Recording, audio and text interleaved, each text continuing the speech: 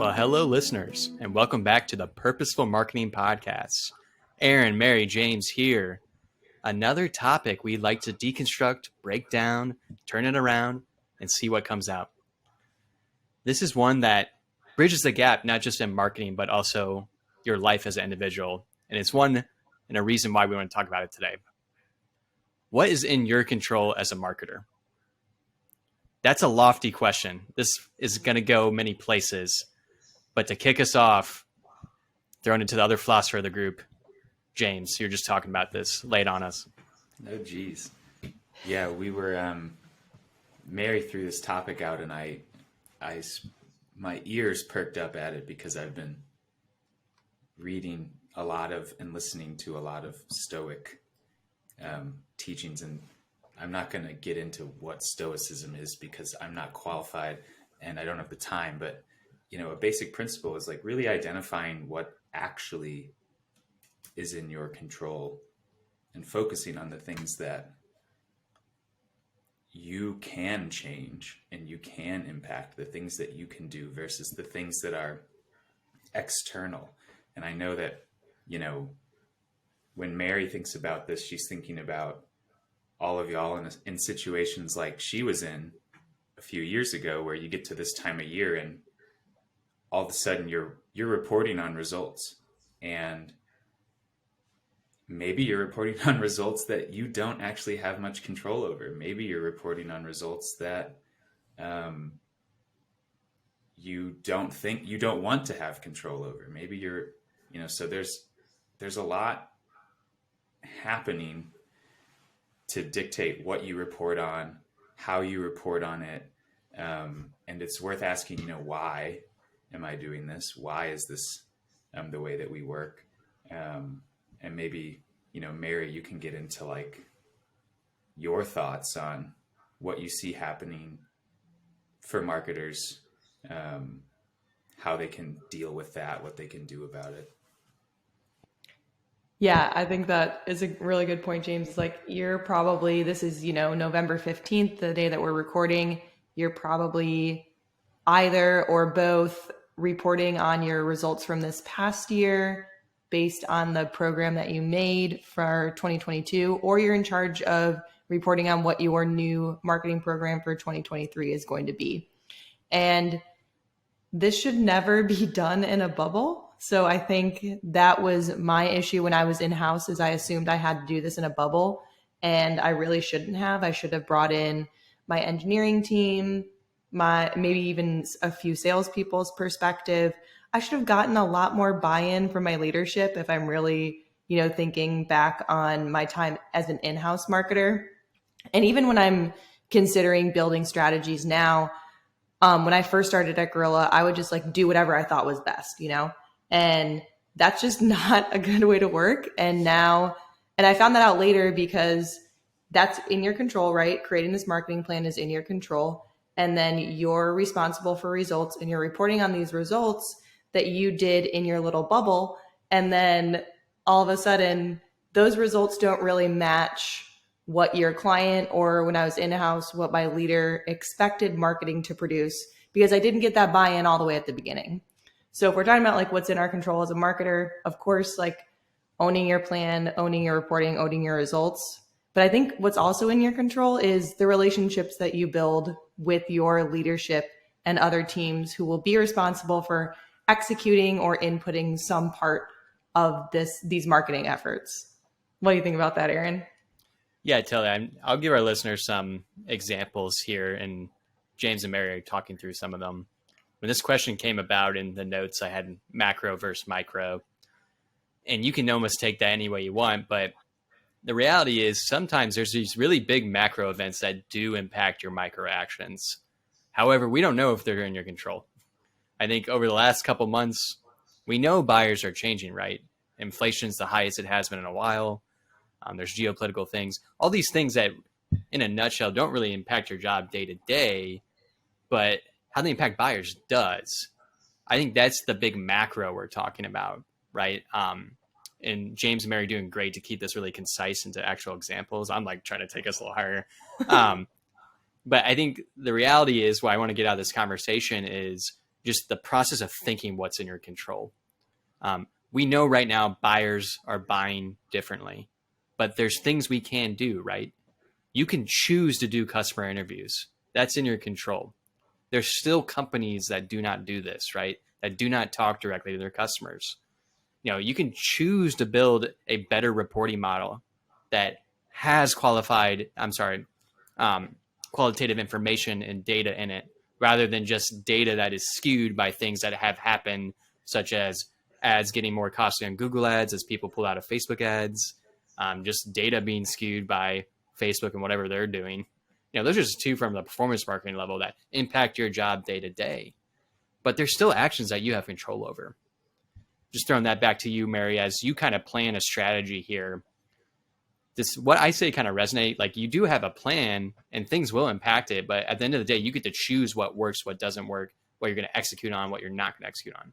Yeah, absolutely. I think that a really great question, and you brought up some great examples of things that aren't in your control and how you can respond in your control, like in your realm of control. So, Google Ads cost going up is not in your control. A looming recession is not in your control. Buyers changing the way that they like to buy is not in your control, but you can control how you respond to these events. And I think you summed it up really well, Aaron. So I think the difficult thing is, number one, communicating to a leadership team or to your colleagues what is and isn't in your control. And then communicating that the path to results may not involve what they thought it was going to involve. So I think a big thing when I'm thinking of my time in-house in industrial specifically, and then working with industrial clients, is mainly budget. So what is in your control is your budget, and you want X results with Y budget, and that those two just don't coincide. So these two things are within our realm of control, and we need to manage expectations there. So that's just a really specific example as I'm thinking about building plans in 2023. But I'd like to hear James's perspective on maybe just a more holistic, or even just the nitty gritty when you're talking about a content person's perspective. Yeah, I think from the perspective of a content person and inbound, when you're thinking about inbound marketing, I think, we've kind of talked about this before. Maybe I'm just remembering a conversation we've had elsewhere as being part of this podcast, but something that's hard is, okay, what is showing me that I'm succeeding? All I'm trying to do is produce good content that helps people. How do I know that I'm doing that? How do I hold myself accountable to that with a number that actually narrows into what I'm doing, and is pretty much entirely in my control? For me, that number is how many people are asking for more of this content. So from a content person's perspective, that metric doesn't necessarily change, and as long as you're benchmarking off of yourself, you always have numbers that you can trust and things that you can intuit pretty easily whether you're doing well from there. I think in terms of holistically, when you're thinking about, can I get marketing to work? What should I be doing? How should I be spending my time? I think that in terms of what you said, Mary, not being able to control big macro things, but controlling how you respond to them, I think that it's important to be operating in the present tense more. When you think about what am I in control over? You're not in control over the ad that you already ran, the campaign that you already ran. You're not in control over the marketing that you've already done. You're not in control over, your company's ability to handle supply chain problems. You're not in control over, future marketing that's already planned. You've already got a trade show on the books. Your company's already paid for it. I don't care if you don't think that it's a good idea. They're already sending you.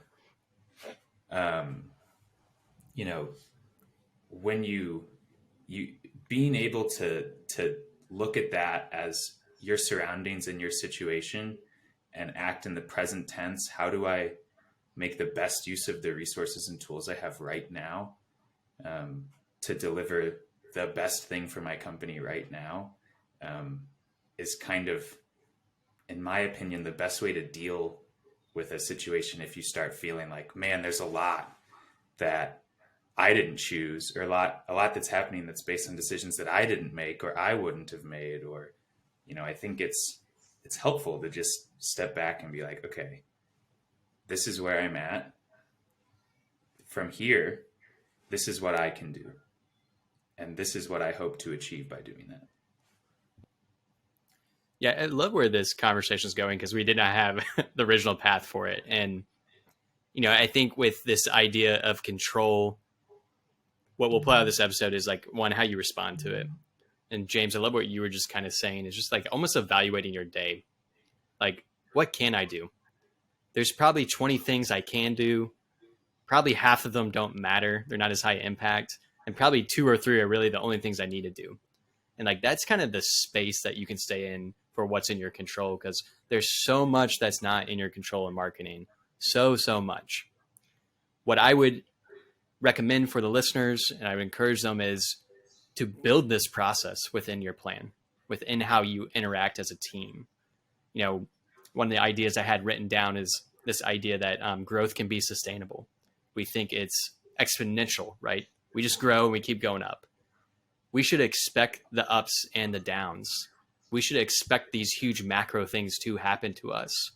But if we build a process of response, kind of what Mary's talking about, and how we learn from that and how we react to that, we're going to grow sustainably over time, right? Because we're saying it's going to happen, and then we're going to respond to it in the best way possible, rather than we'll just never plan for this to happen. We'll just keep doing the thing we do. And then, when it happens, the macro things happen. Well, that's out of our control. That's not kind of what we're saying either, right? Is we do think it's within our control to start building these processes within your programs and functions within your department.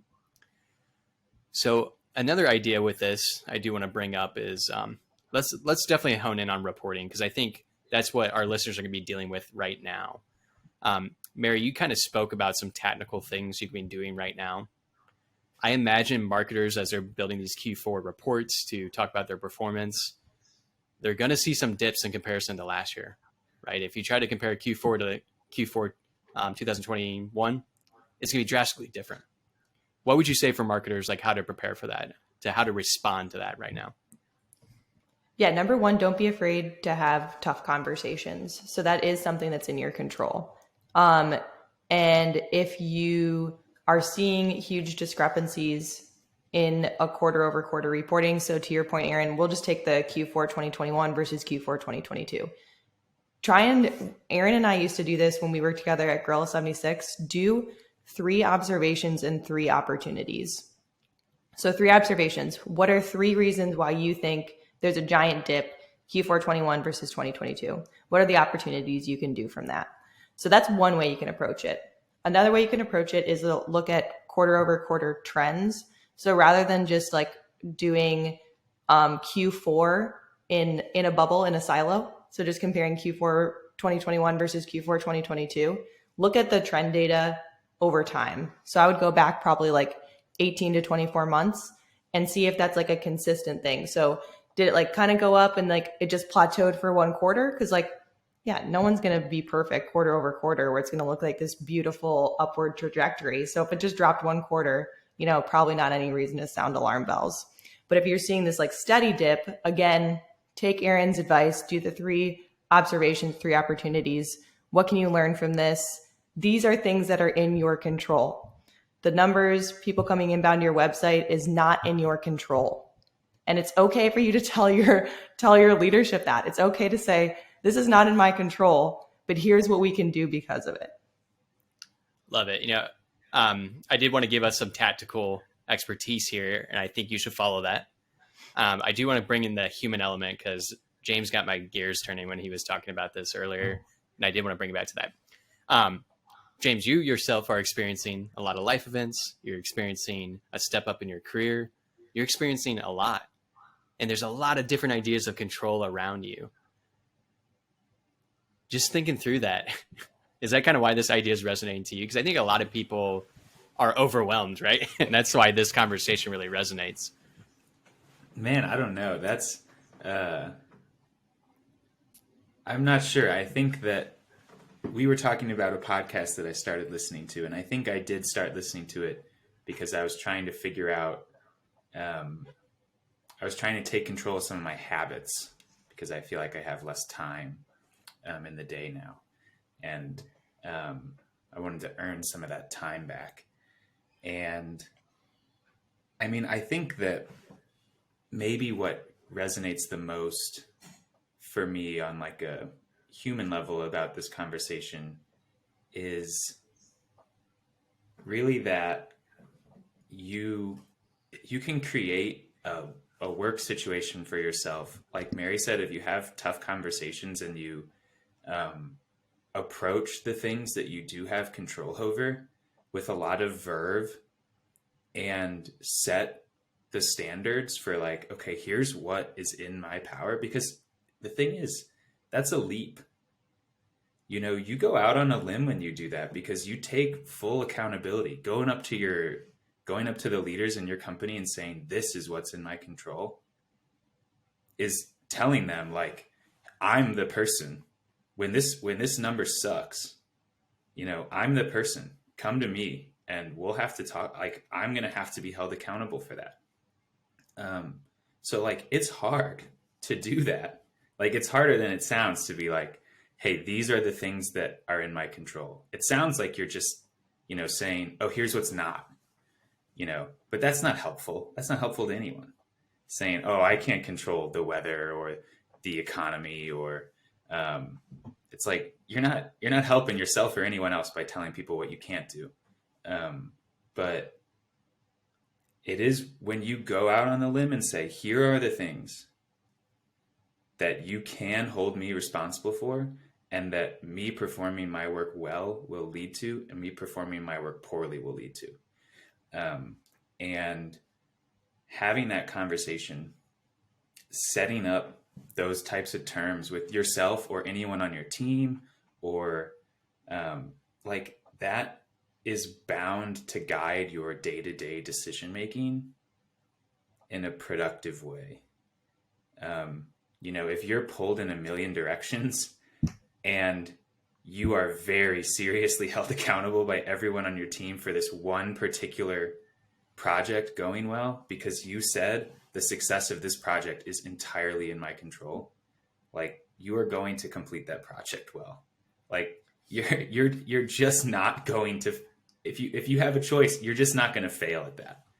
And I think that doing things like that, having those conversations, putting yourself in those kinds of positions is like the real like career growth step. I mean, I think that it's the type of thing where when you ask people who are like, oh, CMO at 25, like, or like, oh my gosh, I didn't realize that I would be here. You know, it's all people that did that. It's all people that said, I'm going to put myself on the hook for something. And, but it is something that I know that if I level up and if I do the stuff that I'm supposed to do and I remain disciplined and I do my job, will go well. I will be able to do this. So, I mean, I think that's what's compelling about this conversation, is putting yourself in a position to give your career the kind of context, or give your job the kind of context that turns it into, that gives you a path to like a growth trajectory in your career. Love you, James, man. You're always breaking it down for me. And this is perfect because I'm going to summarize what you said. It's so important. What can you control? You can control boundaries. You can control your transparency. You can control what you own. And I've always called this like, claim your occupation, right? Don't sit there and let someone tell you what you're responsible for, what you should be measured for. Those are great to give you directions, but you should look at your own career and say, what am I best at? What can I own? How does it impact the business? How does it impact the marketing plan? That's going to help you grow. It's probably going to help the marketing strategy grow. It's probably going to help the marketing execution and results grow. So that's just so well said, James. So I appreciate that. An idea that's sticking with me is the one about boundaries and transparency, because again, just to keep this in the human space, there's only so much you can control in the day, right? I'm going to be a parent here very soon. Mary, I know you're a parent yourself. I think for our listeners, they are too. I want us to kind of have this space to just say, that's okay. You can't control everything in every single day, right? Mary, do you want to share anything about your experience or just how you manage that and control that? Yeah, absolutely. I mean, hey, my kiddo just came in during our podcast recording and I had to be like, hey, hold on, I'll get you a snack in a minute. I mean, there's things you can control and things you can't, but you can control, again, like just how you respond to them, right? I do want to touch on something James said because I think it's something that bears repeating. And it was more, so you liked his transparency and Boundaries. Boundaries, yeah. I liked his ownership. So I think a lot of people could listen to this and think, oh, I don't have a lot in my control, so I'm just going to be very safe in my little control bubble. But what James said is so important is like, you can actually do the opposite and you can say, I'm in control of my risks, like the risks I'm going to take too. And like, as long as I own the results of those risks, like I'm going to learn no matter what. So I just thought that bared repeating because I was very execution oriented when I was in house. So it was just like, because I could control it, right? I could control starting a webinar program, doing an email newsletter. Like as long as I had like semi buy-in, I operated more on like an ask for forgiveness rather than permission. But that worked for me. It did work to be execution oriented and to take those risks in the end. Okay. So we can take this route because you're kind of reminding me of something else that's really important is what happens when you can't control others. You know, we'll start with the agency side, specifically with controlling clients. And I think we should end this conversation with kind of controlling your peers, your coworkers, your fellow employees. So on the client side, this happens so much, probably more on the content and strategy side, where you recommend this is what needs to be done for the marketing strategy and it doesn't get done. Now, I think there's a couple things you can do from my experience. Number one is going back to that idea of transparency. Got to be clear. You got to be concise. Got to really tell them the reasons why this matters. You have to wrap it and frame it in a way that it matters to them and their job. I think that will give you a lot of lift, especially when you explain of how it's going to impact their career. So that's number one. Yeah. And number two, I think letting go sometimes. You know, I think that's what I've struggled with as a marketer is like, why won't you do this? You know, you just cannot control their thoughts, behavior, feelings, and action. You just can't. Right. So that's the other thing is you can do this. You can be super transparent. You can tell people exactly why they need to do it. But if they don't want to do it, that's okay. Move on to someone else. Now, James is a content director.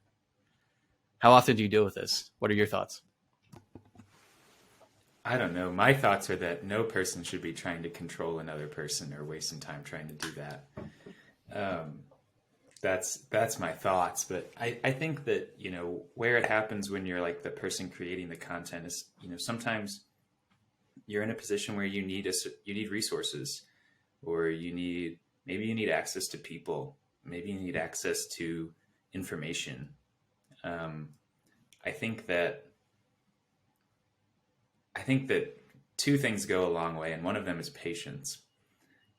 Because, you know, if you're an in-house marketer, or if you're not an in-house marketer and you're an agency marketer, and you need a resource that comes from an engineering person or a product development person, you know, I bet you a good percentage of my, you know, weekly take home that on that person's key accountabilities is not interface directly with marketing and get them everything that they need. So, you know, on one hand, it's, you know, have some patience. And I think like on the other, you know, you can't control how people use the content that you deliver them sometimes. Sometimes it's like, you can do a lot of educating about how this will be useful. Maybe you created something that can be used as a sales tool. Maybe it can be used as a training tool for the company. And then, when you start working through like deployment of an asset, it's very clear that the other people in the room who are in charge of deployment have very different ideas. And I think like in those cases, like what you can control is how you start projects. And it's a good, like, again, focus on the present tense. Like maybe this isn't something that you can save. Okay, so this is a project where there was misalignment about how this content is going to be used. Well, there's another project that's about to start. You can do something to make sure that it doesn't happen again. So I think like, controlling people is bad. Controlling the way that you interact with people and making it easier for people to work with you is good. Be more like person two.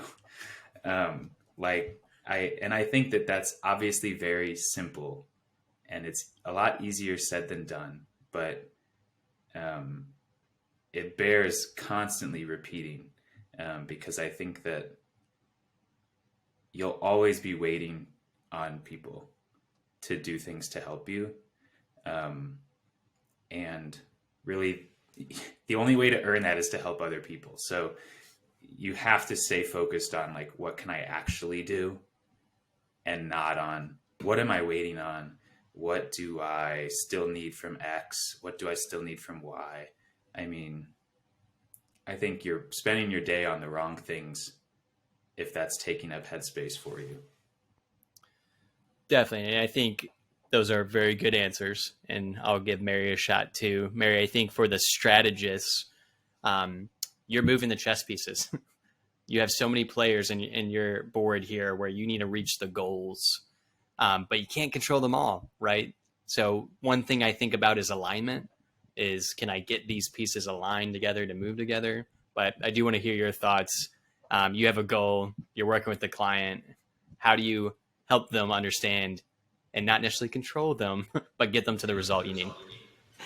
Yeah, I think if we're talking specifically about like maybe some missed timelines, a really, really easy tool for like resetting expectations that's in your control is, hey, we expected to launch this or to get this published by X date. Because it was pushed back to X date, we also need to push back your expectations for results by that exact time period. So if you're 2 weeks late publishing a landing page, now that pushes back our published campaign date by X to X date, and that pushes back results even farther. So I think communicating the impact it will have on their own marketing plan that they are paying a lot of money for is usually a really good, quick way to get alignment. If we're talking more internal, I think James's points are great. Like, you can't control people. What you can do is control situations to make sure the same thing doesn't happen again. I was really guilty of this as a strategist, like kind of just expecting things to happen linearly when they actually need to happen in like almost like on top of each other. So if we're looking at a Gantt chart, they can't happen just like stacked all horizontally. Some need to be both horizontal and vertically. So making sure you're moving, to Aaron's point, moving those chess pieces in a timely way so that you can launch stuff on time. And that stuff, maybe you only learn from experience, but that is in your control to learn from it and then take action for next time. Like, yeah. So I'll kind of wrap up here with this idea about control, specifically with people and your peers. I think what I would invite the listeners to think about is you can always control execution, your own execution. Mary was talking about that too, but sometimes that isn't the most high impact thing. Sometimes that isn't what's going to get you to growth. Sometimes maybe you have to control the conversations. I think that's something I've struggled with and I've tried to get better at is, when do you have these conversations with your peers? What kind of information do you distill? Do you have to give them all the information? That's something you can control. And I think we can practice as a group here. But just because this episode is kind of getting to 30-minute mark, I'm going to wrap up here. What you can control is listening to this podcast, DMing us, asking us questions, getting feedback, and letting us know what you like. we're going to start bringing on more of our marketing peers on here that are outside of Gorilla 76 and Proof Point Marketing. So look forward to that. Trying to bring on some new ideas. And if you have any suggestions, we appreciate that too. So, hey, enjoy yourself. Practice what we preach. We're always here for you, and have a good one.